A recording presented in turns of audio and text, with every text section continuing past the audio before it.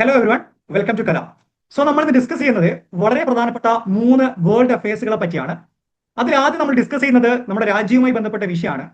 Recent ആയിട്ട് നമ്മുടെ പ്രധാനമന്ത്രി രാജ്യത്തിന്റെ ഗോൾഡ് കൺസംഷൻ കുറച്ച് ടെമ്പററി ആയിട്ട് കുറച്ച് കാലത്തേക്ക് അതിന്റെ ഡിമാൻഡ് നമ്മൾ കുറയ്ക്കേണ്ടതുണ്ട് എന്നുള്ളൊരു സ്റ്റേറ്റ്മെന്റ് മുന്നോട്ടേക്ക് വെക്കുകയാണ്. സോ അതുമായി ബന്ധപ്പെട്ടിട്ടുള്ള വളരെ പ്രധാനപ്പെട്ട എക്കണോമിക് റീസൺസ്, ആ ഒരു സ്റ്റേറ്റ്മെന്റ് അങ്ങനെ മുന്നോട്ട് വെക്കാനുള്ള പ്രധാനപ്പെട്ട കാരണങ്ങൾ എന്തൊക്കെയാണ് എന്നുള്ളത് നമുക്ക് ആ ഒരു ഫസ്റ്റ് ഭാഗത്ത് ഡിസ്കസ് ചെയ്യേണ്ടതുണ്ട്. രണ്ടാമത് നമ്മൾ ചർച്ച ചെയ്യപ്പെടാൻ പോകുന്നത് വളരെ പ്രധാനപ്പെട്ട ഒരു ഹെൽത്ത് ക്രൈസിസുമായി ബന്ധപ്പെട്ട ഒരു വിഷയമാണ്. പാകിസ്ഥാനിൽ റീസെന്റ് ആയിട്ട് നടന്നിട്ടുള്ള ഒരു സ്റ്റഡിയിൽ നിന്ന് 3 വയസ്സ് മുതൽ 12 വയസ്സ് വരെയുള്ള 10ൽ 4 കുട്ടികളുടെ ബ്ലഡില് ഈ ലെഡ് മെറ്റലിന്റെ കണ്ടന്റ് അടങ്ങിയിട്ടുള്ള ഒരു റിപ്പോർട്ട് വരികയാണ്. സോ അതിന്റെ പിന്നിലുള്ള റീസൺ എന്താണ് എന്ന് നമുക്ക് കൃത്യമായിട്ട് അനലൈസ് ചെയ്യേണ്ടതുണ്ട്. അതുപോലെ തന്നെ ആ ഒരു ക്രൈസിസ് കാരണം ആ ഒരു ഗ്രൂപ്പ് ഓഫ് കുട്ടികൾക്ക് ഉണ്ടാകുന്ന ഹെൽത്ത് ഇഷ്യൂസ് എന്തൊക്കെയാണ്, ഈ ഒരു വിഷയത്തിൽ ഗവൺമെന്റിന്റെ സ്റ്റാൻഡ് എന്താണ് എന്നുള്ള കാര്യം കൂടി നമുക്ക് ആ ഒരു ഭാഗത്ത് ചർച്ച ചെയ്യപ്പെടേണ്ടതുണ്ട്. പിന്നെ ലാസ്റ്റ് നമ്മൾ ഡിസ്കസ് ചെയ്യപ്പെടാൻ പോകുന്നത് കുവൈത്തുമായി ബന്ധപ്പെട്ട അല്ലെങ്കിൽ ഒരു ജിയോ പൊളിറ്റിക്കൽ ഇഷ്യൂ ആണ്. കുവൈത്തിന്റെ വളരെ പ്രധാനപ്പെട്ട ഒരു സ്ട്രാറ്റജിക്കൽ പോയിന്റ് ആയിട്ടുള്ള ഒരു ഐലൻഡിൽ വെച്ചുകൊണ്ട് 4 IRGC ഓഫീസറെ അവർ ക്യാച്ച് ചെയ്യാണ്. സോ അതിന്റെ പിന്നിലുള്ള ഒരു കറന്റ് ജിയോ പൊളിറ്റിക്കൽ സിറ്റുവേഷൻ എന്താണ്, കുവൈത്തിന്റെ സ്റ്റാൻഡ് എന്താണ്, ഇറാന്റെ റിപ്ലൈ എന്താണ്, അതുപോലെ തന്നെ കറന്റ് ആ ഒരു കേസ് UN എത്രത്തോളം സീരിയസ് ആയിട്ടാണ് അതിനെ ഇൻവോൾവ് ചെയ്യുന്നത്, അങ്ങനെ കുറച്ച് കാര്യങ്ങൾ നമുക്ക് ആ ഒരു ഭാഗത്തും കൂടി ഡിസ്കസ് ചെയ്യപ്പെടുന്നു. So I start with first case, അതായത് നമ്മുടെ ഗോൾഡ് കൺസംഷൻ കുറക്കുന്നതുമായി ബന്ധപ്പെട്ടുള്ള ഒരു വിഷയം നമുക്ക് ആദ്യം ചർച്ച ചെയ്യാം. സോ റീസെന്റ് ആയിട്ട് ഒരു ഹൈദരാബാദിൽ വെച്ച് നടന്നിട്ടുള്ള ഒരു പൊളിറ്റിക്കൽ റാലിക്കിടയിലാണ് നമ്മുടെ പ്രധാനമന്ത്രി ഗോൾഡ് കൺസംഷൻ കുറയ്ക്കേണ്ടതുണ്ട് എന്നൊരു സ്റ്റേറ്റ്മെന്റ് മുന്നോട്ടേക്ക് വെക്കുന്നത്. അത് മാത്രമായിരുന്നില്ല പറഞ്ഞത്, അതിന്റെ കൂടെ തന്നെ ഫ്യൂവൽ കൺസംഷൻ കുറയ്ക്കേണ്ടതുണ്ട്. അതായത് പെട്രോൾ, ഡീസൽ, അതുപോലെ തന്നെ ഗ്യാസ് കൺസംഷൻ കുറയ്ക്കേണ്ടതുണ്ട്. അതിന്റെ കൂടെ മാക്സിമം പബ്ലിക് ട്രാൻസ്പോർട്ടേഷൻ യൂസ് ചെയ്യുക, കാർ പൂളിംഗ് പോലുള്ള മെത്തേഡുകൾ യൂസ് ചെയ്യുക ട്രാൻസ്പോർട്ടേഷന് വേണ്ടിയിട്ട്. പിന്നെ അതിന്റെ കൂടെ തന്നെ നമ്മൾ ഈ അനാവശ്യമായിട്ടുള്ള ഇന്റർനാഷണൽ ട്രിപ്പുകൾ നമ്മൾ മാക്സിമം ഒഴിവാക്കുക, അങ്ങനെ ഒരുപാട് കാര്യങ്ങൾ പറഞ്ഞിട്ടുണ്ടായിരുന്നു. പക്ഷെ അതിൽ കൂടുതൽ ചർച്ച ചെയ്യപ്പെട്ടിട്ടുള്ളത് ഗോൾഡ് കൺസംഷനുമായി ബന്ധപ്പെട്ട ഒരു വിഷയമാണ്. സോ എന്തുകൊണ്ടാണ് അങ്ങനെ ഒരു സ്റ്റേറ്റ്മെന്റ് മുന്നോട്ടേക്ക് വെക്കുന്നത് എന്ന് നമുക്ക് കൃത്യമായിട്ട് ചർച്ച ചെയ്യേണ്ടതുണ്ട്. ഈ ഗോൾഡുമായി ബന്ധപ്പെട്ട വിഷയം പറയുന്ന സമയത്ത് നിങ്ങൾ ആദ്യം മനസ്സിലാക്കുക, ആസ് പെർ എക്കണോമിസ്റ്റ്, വളരെ എക്സ്പേർട്ട് ആയിട്ടുള്ള എക്കണോമിസ്റ്റുകളുടെ പെർസ്പെക്റ്റീവില് ഒരു എക്കണോമിക് ക്രൈസിസിലാകുന്ന സമയം, അത് ഏത് തരം ക്രൈസിസിലാണെന്നുണ്ടെങ്കിലും ആ രാജ്യത്തിലേക്ക് നമ്മൾ ഈ ഒരുപാട് ഗോൾഡ് ഇമ്പോർട്ട് ചെയ്യുന്നത് എന്താണ്, രാജ്യത്തിന്റെ എക്കണോമിയെ ബാധിക്കും എന്നാണ് എക്സ്പേർട്ട് ഒപ്പീനിയൻസ് പറയുന്നത്. അപ്പൊ നമ്മുടെ രാജ്യം എടുത്തു കഴിഞ്ഞാൽ നമുക്കറിയാം, ഗോൾഡ് കൺസംഷനിൽ നമ്മൾ ഭയങ്കര ഡിമാൻഡിങ് ആയിട്ടുള്ള ഒരു നീഷ് ഓഫ് കസ്റ്റമേഴ്സ് ആണ്. കാരണം നമ്മൾ ഗോൾഡ് എന്ന് പറയുന്നത് നമ്മുടെ കൾച്ചറുമായിട്ട് അത്രമാത്രം അലൈൻഡ് ആയിട്ടുള്ള ഒരു കൺസംഷൻ പാറ്റേൺ ആണ്. റീസെന്റ് ആയിട്ടുള്ള റിപ്പോർട്ട് പ്രകാരം ഏകദേശം 700 മുതൽ 800 ടൺസ് ഓഫ് ഗോൾഡ് നമ്മൾ വർഷാവർഷം നമ്മൾ ഇമ്പോർട്ട് ചെയ്യുന്നുണ്ട്. അപ്പൊ എക്കണോമിക്സിൽ പറയുന്ന ഒരു കാര്യം എന്താണെന്ന് വെച്ച് കഴിഞ്ഞാൽ, gold is A non productive import എന്നുള്ളതാണ്. എന്താണ് non productive import? For example, നമ്മൾ 10 ലക്ഷം രൂപക്ക് കുറച്ച് ഗോൾഡ് നമ്മൾ ഇമ്പോർട്ട് ചെയ്യാണ്. അതേ സമയത്ത് 10 ലക്ഷം രൂപക്ക് നമുക്കൊരു മെഷീൻ നമ്മൾ ഇമ്പോർട്ട് ചെയ്യാമെന്ന് വിചാരിക്കാം. ഈ 10 ലക്ഷം രൂപയുടെ മെഷീൻ യൂസ് ചെയ്തുകൊണ്ട് നമുക്ക് പ്രൊഡക്ഷൻ നടത്താൻ പറ്റും, റവന്യൂ ജനറേറ്റ് ചെയ്യാൻ പറ്റും, നമ്മുടെ രാജ്യത്തിന് ഇൻകം ഇങ്ങോട്ട് വരുന്ന രീതിയിലോട്ട് മാറ്റാൻ വേണ്ടി സാധിക്കും. പക്ഷേ 10 ലക്ഷം കൊണ്ട് നമ്മൾ ഇമ്പോർട്ട് ചെയ്യുന്ന ഗോൾഡ് കൊണ്ട് എന്താണ് കാര്യമായിട്ടുള്ള ഒരു പ്രൊഡക്ടിവിറ്റി അതിൽ നിന്ന് നമുക്ക് എന്ത് ചെയ്യുന്നില്ല, കിട്ടുന്നില്ല എന്നുള്ള ഒരു വളരെ പ്രധാനപ്പെട്ട ഒരു റീസൺ നമുക്ക് ആ ഒരു പ്രത്യേക ഇമ്പോർട്ടുമായി ബന്ധപ്പെട്ട വിഷയത്തിൽ നമ്മൾ കാണേണ്ടതുണ്ട്. അതുപോലെ തന്നെ നമ്മൾ ഒരു റിപ്പോർട്ട് എടുത്തു കഴിഞ്ഞാൽ, ഗോൾഡ് ഇമ്പോർട്ടിന്റെ റിപ്പോർട്ട് നമ്മൾ എടുത്തു കഴിഞ്ഞാൽ 2024 ഫിനാൻഷ്യൽ ഇയറിൽ ഏകദേശം നമ്മൾ 744 ടൺസ് ഓഫ് ഗോൾഡ് നമ്മൾ ആ ഒരു വർഷം നമ്മൾ ഇമ്പോർട്ട് ചെയ്യുന്നുണ്ട്. ഏകദേശം ഒരു 46 ബില്യൺ വേർത്ത് ഗോൾഡ് നമ്മൾ ഇമ്പോർട്ട് ചെയ്തിട്ടുണ്ട്. അതുപോലെ 2025 എടുത്തു കഴിഞ്ഞാൽ ഏകദേശം 755 ടൺസ് നമ്മൾ ഓൾറെഡി ഇമ്പോർട്ട് ചെയ്തിട്ടുണ്ട്. അപ്പൊ നമ്മുടെ രാജ്യത്തിന്റെ ഈ ഗോൾഡിന്റെ ഡിമാൻഡ് എല്ലാ വർഷവും എന്താണ് കൂടിക്കൂടി വരികയാണ്. അപ്പൊ ഇങ്ങനെ എല്ലാ വർഷവും കൂടിക്കൂടി വരുന്ന സമയത്ത് എന്താണ്, നോൺ പ്രൊഡക്റ്റീവ് ആയിട്ടുള്ള ഇമ്പോർട്ട് എക്കണോമിയിലോട്ട് വരുന്ന സമയത്ത് അത് വലിയൊരു ക്രൈസിസിലേക്ക് പോകാൻ, അല്ലെങ്കിൽ കുറച്ചും കൂടി ഡീറ്റെയിൽ ആയിട്ട് പറയുകയാണെന്നുണ്ടെങ്കിൽ നമ്മുടെ ഫോറിൻ റിസർവുകൾ കുറഞ്ഞു വരാനും റുപ്പിയുടെ വാല്യൂ ഡിപ്രിസിയേറ്റ് ചെയ്യപ്പെടാനുള്ള ഒരു സിറ്റുവേഷനിലോട്ട് പോവാണ്. കുറച്ചും കൂടി ഈസി ആയിട്ട് പറയുകയാണെന്നുണ്ടെങ്കിൽ, ഇപ്പൊ നമ്മൾ ഒരുപാട് ഗോൾഡ് ഇമ്പോർട്ട് ചെയ്യുന്ന സമയത്ത് നമ്മൾ കൂടുതൽ റിലേ ചെയ്യുന്നത് ഫോർ എക്സാമ്പിൾ US ഡോളറിലോട്ടാണെന്നുണ്ടെങ്കിൽ നമ്മുടെ രൂപയുടെ മൂല്യം കുറയും. അതായത് മുന്നേ $1 വാങ്ങിച്ചിട്ടുണ്ടായിരുന്ന, അല്ലെങ്കിൽ $1 ഒരു 60 റുപ്പീസ് ആയിരുന്നു, ഇന്ത്യൻ റുപ്പി ആയിരുന്നുവെങ്കിൽ ഇപ്പോൾ $1 85 റുപ്പി ആയി എന്നുള്ള ഒരു സിറ്റുവേഷൻ വരികയാണെന്നുണ്ടെങ്കിൽ നമ്മൾ എന്താണ് 15 രൂപ, $1 15 രൂപ എക്സ്ട്രാ നമുക്ക് എന്തായി ബേർഡൻ ആയിട്ട് പോകും. 60 കൊടുക്കുന്നത് നമ്മൾ 85 കൊടുക്കുന്നത്, പക്ഷെ സെയിം പ്രൊഡക്റ്റിന് നമ്മൾ ഇമ്പോർട്ട് ചെയ്യുന്നു. അങ്ങനെ എന്താണ് ഗോൾഡ് നമ്മൾ അങ്ങനെ എക്സ്ട്രാ, അല്ലെങ്കിൽ നമ്മുടെ ഈ രൂപയുടെ മൂല്യം ഡിപ്രിസിയേറ്റ് ചെയ്യുന്ന സമയത്ത് കൂടുതൽ ഗോൾഡ് നമ്മൾ ഇമ്പോർട്ട് ചെയ്യുമ്പോൾ നമുക്ക് എന്ത് ചെയ്യുന്നില്ല, അതിന് കാര്യമായിട്ടുള്ള പ്രൊഡക്ടിവിറ്റി കിട്ടുന്നില്ല. ഓൾറെഡി ക്രൈസിസിലാണ്. അതിന്റെ കൂടെ ഈ ഒരു വാല്യൂയിലൂടെ, അല്ലെങ്കിൽ ഈ ഒരു കറന്റ് ക്രൈസിസിലൂടെ നമ്മൾ ഗോൾഡ് ഇമ്പോർട്ട് ചെയ്യുകയാണെന്നുണ്ടെങ്കിൽ അത് രാജ്യത്തിന്റെ എക്കണോമിയെ വളരെ സീരിയസ് ആയിട്ട് എഫക്ട് ചെയ്യുന്ന ഒരു പ്രശ്നമാണ്. പ്രത്യേകിച്ചിട്ട് നമ്മൾ ഓൾറെഡി ഇപ്പൊ എന്താണ് ഒരു ഓയിൽ പ്രൈസസിന്റെ, അല്ലെങ്കിൽ ഓയിൽ ക്രൈസിസിന്റെ ഒരു സിറ്റുവേഷനിൽ നമ്മൾ ഓൾറെഡി നമ്മുടെ എക്കണോമി ഓൾറെഡി ഹേർട്ടിംഗ് ആണ്. ഓക്കെ, അതിന്റെ കൂടെ തന്നെ എന്താണ് ഈ ഒരുപാട് ഡോളർ നമ്മുടെ കയ്യിൽ നിന്ന്, ഡോളർ ലീക്കേജ് നമ്മുടെ കയ്യിൽ നിന്ന് സംഭവിക്കുന്നുണ്ട്. അപ്പൊ ഇതൊക്കെ സ്റ്റോപ്പ് ചെയ്യാൻ വേണ്ടിയിട്ടാണ് ടെമ്പററി ആയിട്ട്, പെർമനന്റിലേക്കല്ല, ടെമ്പററി ആയിട്ട് നമ്മൾ എന്ത് ചെയ്യണം, ഗോൾഡിന്റെ ഇമ്പോർട്ട് ഒരു പരിധി വരെ നമ്മൾ എന്ത് ചെയ്യണം, അതിനെ കുറയ്ക്കേണ്ടതുണ്ട് എന്നുള്ളൊരു സ്റ്റേറ്റ്മെന്റ് നമ്മുടെ ഗവൺമെന്റ് മുന്നോട്ടേക്ക് വെക്കുന്നത്. അതിന്റെ വേറെ പ്രധാനപ്പെട്ട ഒരു പ്രശ്നം എന്താണെന്ന് വെച്ച് കഴിഞ്ഞാൽ, നമ്മളിങ്ങനെ വളരെ കൂടുതലായിട്ട് നമ്മൾ ഇമ്പോർട്ട് ചെയ്യുന്ന സമയത്ത് രൂപയുടെ മൂല്യം വളരെയധികം കുറയുന്ന സമയത്ത് ഡെഫിനറ്റ്ലി അവിടെ എന്ത് സംഭവിക്കും, നമ്മൾ ഇമ്പോർട്ട് ചെയ്യുന്ന പ്രൊഡക്റ്റിന്റെ വില കൂടും. കാരണം രൂപയുടെ മൂല്യം കുറഞ്ഞു. അങ്ങനെ നമ്മൾ പ്രൊഡക്റ്റ് ഇമ്പോർട്ട് ചെയ്യുന്ന സമയത്ത് അവിടെ എന്താണ്, എല്ലാ പ്രൊഡക്റ്റിനും എന്ത് ചെയ്യും, പ്രൈസ് ഇൻക്രീസ് ആവും. ഫോർ എക്സാമ്പിൾ ഇലക്ട്രോണിക്സിന്റെ പ്രൈസ് ഇൻക്രീസ് ആവും, മെഡിസിന്റെ പ്രൈസ് ഇൻക്രീസ് ആവും, ഫെർട്ടിലൈസർ, ഇതൊക്കെ നമ്മൾ ഇമ്പോർട്ടിന്റെ കാര്യം കേട്ടോ. ഇതിന്റെ പ്രൈസ് ഇൻക്രീസ് ആവും, കെമിക്കൽസിന്റെ പ്രൈസ് ഇൻക്രീസ് ആവും, മെഷീനറി, എഡിബിൾ ഓയിൽസ്, എല്ലാ പ്രൊഡക്റ്റ്, എല്ലാ സെറ്റ് ഓഫ് പ്രൊഡക്റ്റിന്റെയും പ്രൈസ് ഇൻക്രീസ് ആകുന്നതിലൂടെ രാജ്യത്ത് ഇൻഫ്ലേഷൻ ഉണ്ടാകാനുള്ള ഒരു സാധ്യത ഈ പറയപ്പെടുന്ന ക്രൈസിലൂടെ ഉണ്ടാകുന്നതാണ്.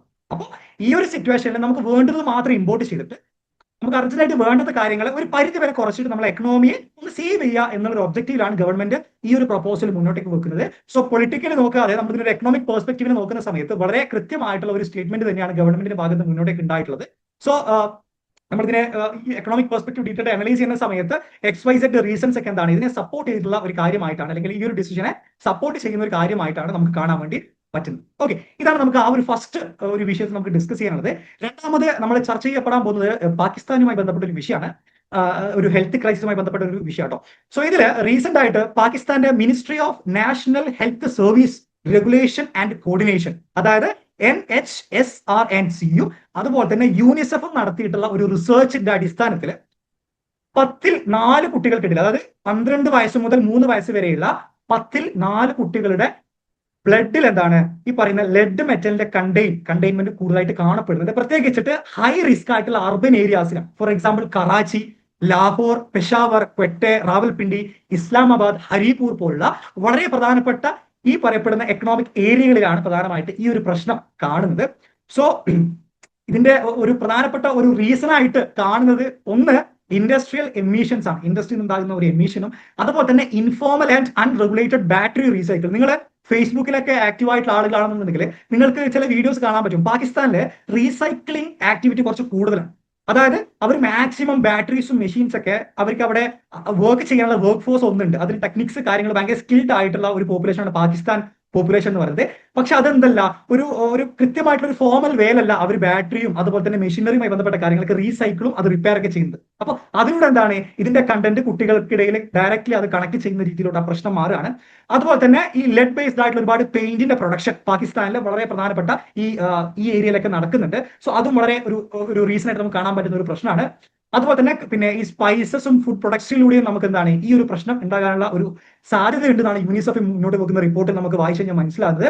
അതുപോലെ തന്നെ ഒരു കംപ്ലീറ്റ്ലി ഒരു ഇൻഫോർമൽ എക്കണോമിയെ നോക്കുന്ന സമയത്ത് പാകിസ്ഥാൻ വളരെയധികം ഇൻഫോർമൽ ആയിട്ട് എല്ലാം എന്താണ് ഒരു എലൈൻഡ് അല്ലാതെ ഗവൺമെന്റ് റെസ്ട്രിക്ഷൻസോ റൂൾസോ ഒന്നും പാലിക്കാതെ ഒരു എൻവയോൺമെന്റിൽ നടത്തുന്നതായതുകൊണ്ട് തന്നെ ഇതുപോലുള്ള വളരെ ഹാംഫുൾ ആയിട്ടുള്ള കാര്യങ്ങൾ ആളുകളിലോട്ട് എത്താൻ വളരെ പെട്ടെന്ന് എളുപ്പത്തിൽ എത്താൻ പറ്റുന്ന ഒരു സിറ്റുവേഷൻ ആണ് ഇവിടെയൊക്കെ ഉള്ളത്.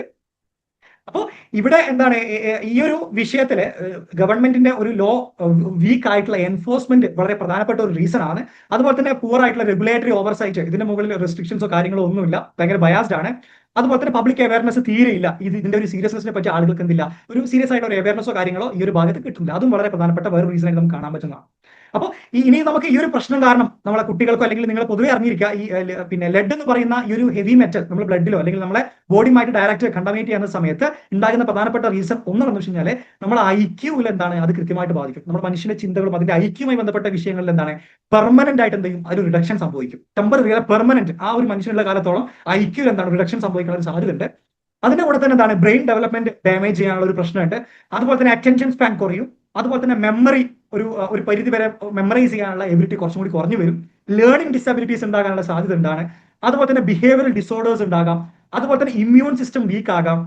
അതുപോലെ തന്നെ അനേമിയ പോലുള്ള വളരെ പ്രധാനപ്പെട്ട ഇഷ്യൂസുകൾ ആളുകളിലോട്ട് വരാം. ഓക്കെ, അതുപോലെ തന്നെ ഫിസിക്കൽ ഗ്രോത്തിനെ വരെ എന്ത് ചെയ്യാം, ഇത് എഫക്ട് ചെയ്യാം. വളരെ ടോക്സിക് ആയിട്ടുള്ള ഒരു മെറ്റീരിയൽ ആണ്. ഹ്യൂമൻസിന്റെ എന്താ പറയുക ലൈഫിനെ വളരെയധികം നെഗറ്റീവായിട്ട് ബാധിക്കുന്ന ഒരു വളരെ പ്രധാനപ്പെട്ട ഒരു ഇഷ്യൂ ആണ് ഈ പറയുന്ന ലെഡ് എന്ന് പറയുന്ന ഒരു ഹെവി മെറ്റൽ എന്ന് പറയുന്നത്. അപ്പോൾ ഇങ്ങനെ ഒരു ജനറേഷൻ, അതായത് ഈ പറയപ്പെടുന്ന പ്രശ്നങ്ങൾ ഐക്യൂ ഇല്ലാത്തൊരു ജനറേഷൻ, ബ്രെയിൻ ഡെവലപ്മെന്റ് ഇല്ലാത്തൊരു ജനറേഷൻ ഒരു എക്കണോമിയിൽ ഉണ്ടാകുക എന്ന് പറയുമ്പോൾ ആ രാജ്യം ഇനി കാണാൻ പോകുന്നത് വളരെ പ്രധാനപ്പെട്ട ഒരു ക്രൈസിസിലോട്ടാണ് എന്നുള്ളതും കൂടി നമ്മൾ മനസ്സിലാക്കേണ്ടതുണ്ട്. ലോങ് ടേമിലേക്കുള്ള ഒരു എക്കണോമിക് ഡാമേജ് ആ ഒരു പ്രധാനപ്പെട്ട രാജ്യങ്ങൾക്ക് ഉണ്ടാവുന്നതാണ് ലോവർ പ്രൊഡക്ടിവിറ്റി ഉണ്ടാവും. അതുപോലെ തന്നെ രാജ്യത്തിന്റെ ഹെൽത്ത് ബേർഡൻ, കാരണം ഈ പറയപ്പെടുന്ന ആളുകൾക്കൊക്കെ ഫ്യൂച്ചറിലെ ഹെൽത്ത് ക്രൈസിസ് ഉണ്ടാകുന്ന സമയത്ത് ഗവൺമെന്റിന്റെ എക്സ്പെൻഡിച്ചർ സ്വാഭാവികമായിട്ടും അത് വർദ്ധിക്കും. അതുപോലെ തന്നെ എന്താണ് അവരുടെ GDP വളരെ നെഗറ്റീവായിട്ട് എഫക്ട് ചെയ്യാനുള്ള ഒരു വലിയ ക്രൈസിസ് ആയിട്ട് ഇത് മാറാനുള്ള എല്ലാ സാധ്യതയും ഉണ്ട് എന്നാണ് എക്സ്പേർട്ടുകളുടെ ഒപ്പീനിയൻസ് പറയുന്നത്. ഓക്കെ, അതുപോലെ തന്നെ USD 25 to 35 billion in economic loss. അതായത് ഈ ഒരു സിറ്റുവേഷൻ മുന്നോട്ട് പോകാണെന്നുണ്ടെങ്കിൽ രാജ്യത്തിന് എന്താണ് ഈ പറയപ്പെടുന്ന കാര്യങ്ങളൊക്കെ ചെയ്യേണ്ടതുകൊണ്ട് തന്നെ 25 മുതൽ 35 ബില്യൺ GDP റിഡക്ഷനെ എല്ലാ വർഷവും കുറയാനുള്ള ഒരു സാഹചര്യം ഇത് കാരണം ഉണ്ടാകുന്നുള്ള ഒരു റിപ്പോർട്ടും കൂടി എന്ത് ചെയ്യാണ് മുന്നോട്ടേക്ക് വരികയാണ്. അപ്പൊ ഇതിൽ എന്താണ് ഇപ്പൊ ഗവൺമെന്റിന്റെ ഭാഗത്ത് നിന്ന് കൃത്യമായിട്ടുള്ള ഒരു എന്താണ് ഇമ്മീഡിയറ്റ് ആയിട്ടുള്ള ഒരു പോളിസി അവർ മുന്നോട്ടേക്ക് കൊണ്ടുവരികയാണ്. ഹെൽത്ത് ഓഫീഷ്യൽസും അതുപോലെ തന്നെ അതോറിറ്റീസും കാര്യങ്ങളൊക്കെ കോർഡിനേറ്റ് ചെയ്തുകൊണ്ട് എന്താണ് സർവൈലൻസ് സിസ്റ്റം കൊണ്ടുവരിക, പ്രധാനമായിട്ട് ഇതിനെ ഒബ്സർവ് ചെയ്യുക എവിടേക്കാണ് ഇങ്ങനെയുള്ള കാര്യങ്ങളൊക്കെ നടക്കുന്നത്. അതുപോലെ തന്നെ സ്ട്രോങ് ആയിട്ടുള്ള റെഗുലേഷൻസ് ഈ ഒരു വിഷയത്തിലേക്ക് കൊണ്ടുവരിക. അതുപോലെ തന്നെ ലെഡുമായി ബന്ധപ്പെട്ട വിഷയങ്ങളിൽ കുട്ടികളെ അതിൽ നിന്ന് മാറ്റി നിർത്തുക. അതായത് ലെഡുമായി ബന്ധപ്പെട്ട ഈ repair, recycling, paint production, spice production അങ്ങനെയുള്ള കാര്യങ്ങളിൽ നിന്ന് കുട്ടികളെ മാറ്റി നിർത്താനുള്ള റൂൾസുകളൊക്കെ അവർ മുന്നോട്ടേക്ക് വെക്കുന്നുണ്ട്. അതുപോലെ തന്നെ പൊതുജനങ്ങൾക്കിടയിൽ എന്താണ് ഒരു പബ്ലിക് അവയർനെസ് കൂടി കൊണ്ടുവരിക എന്നുള്ളൊരു കാര്യം കൂടി ഗവൺമെന്റ് ഇപ്പൊ കറന്റ് ഈ ഒരു വിഷയത്തിന്റെ അടിസ്ഥാനത്തിൽ തീരുമാനിച്ചിട്ടുണ്ട്.